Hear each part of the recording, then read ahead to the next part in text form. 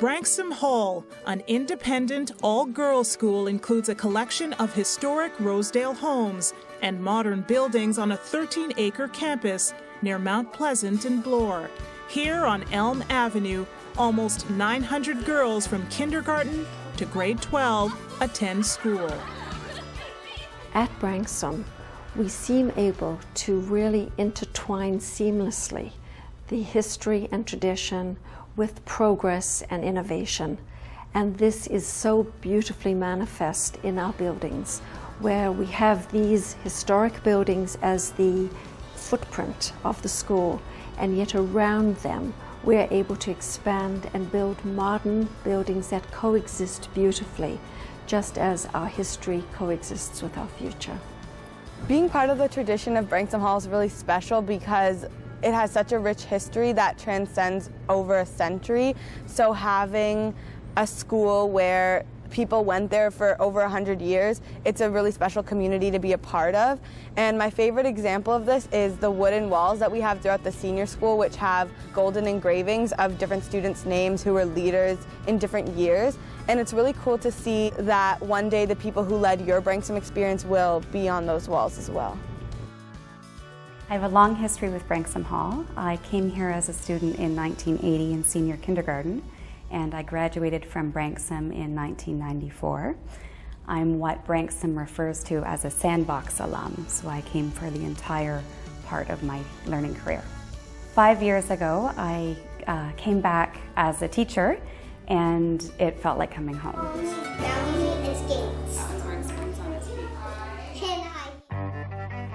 Although home for Branksome has been at different locations before settling on Elm Avenue, it has always operated out of former residences. When the school first opened, there were 70 students attending in the estate home previously belonging to Sir Frank Smith, a prominent Canadian businessman and politician. Branksome Hall was on Bloor Street, 102 Bloor Street East, and Miss Scott was the founder of the school. And she, with a number of her business partners and the support of her father, had the money to open the school. In 1910, the school moved from 102 Bloor Street to Sherbourne Street, North Sherbourne. In 1913, the school made its third and its final move to 10 Elm Avenue, which was the first building that was purchased on our campus. Over the years, Miss Reed, who was our principal for 48 years, purchased number 14 and number 16 Elm Avenue. She also purchased a building on the West Campus, which is called Glenhurst. And to this day, we use that building for our junior school. As Branksome grew, several more homes were purchased on Elm Avenue and on today's Mount Pleasant. We have over 13 buildings on the campus, and it's really a mixture of some of the very new innovative buildings, such as the one that we're building now, and very old traditional buildings that really honor our heritage and the heritage of the City of Toronto, which is something we're very proud of. Each house in this campus is built in a certain style and era and quality. So you can take a look at the campus, and each building has its own character.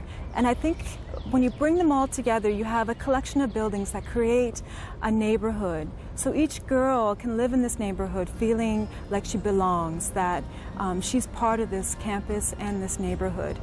In the rooms themselves, the buildings have grand salons.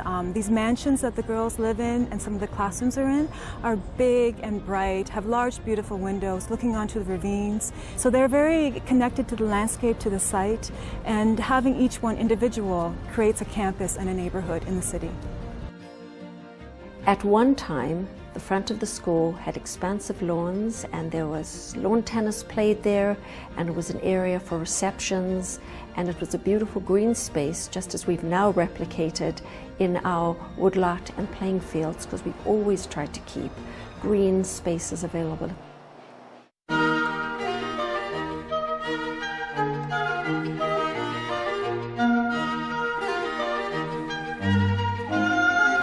Number 10 Elm Avenue is built in the Victorian style with Queen Anne features. This elegant Victorian building was constructed in 1880 by John Lang Blakey. The Ryan family then lived here and it was called Hollydean. In the subsequent years it's been renovated numerous times to add classrooms, a double gym, science labs and a performing arts centre. I always think of 10 Elm Avenue as a really well-kept secret because from the street you see this beautiful 3-story brick Victorian house with the iconic porte cochere. But as you're drawn into the building, behind it is this amazing senior school, which is really the anchor for Branksome Hall. The first time I arrived at Branksome, when I pulled in, I immediately noticed the porte cochere, and I later found out that it was for a horse and carriage, which I thought was really cool because it's a great maintenance of all the history that it used to be a home and this is how people used to travel, and it's really nice to have that part of history still with us. And when I walked in through the porte cochere doors, all of the detail and intricacies of the home that were maintained I thought were really beautiful. And I was interviewed in the Blue Room, which is maintained as a living space. And if you walk in there today, it still seems like someone lives there now, and it's a really nice homey feel to have to the school.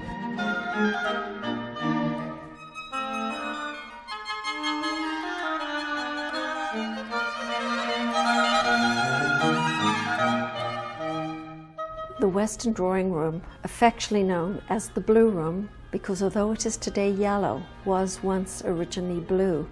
And it's a beautiful drawing room where we have receptions and where families who are being interviewed for admissions sit and have their admissions interview.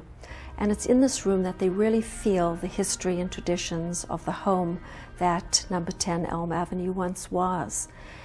It's also a very special room because it has the portraits of our founder, Miss Scott, and Edith Reed, the second principal of Branksome Hall.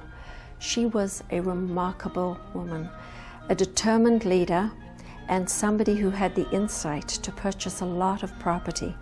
And it's because of Edith McGregor Reed that the school has been able to expand and develop the properties that it has today.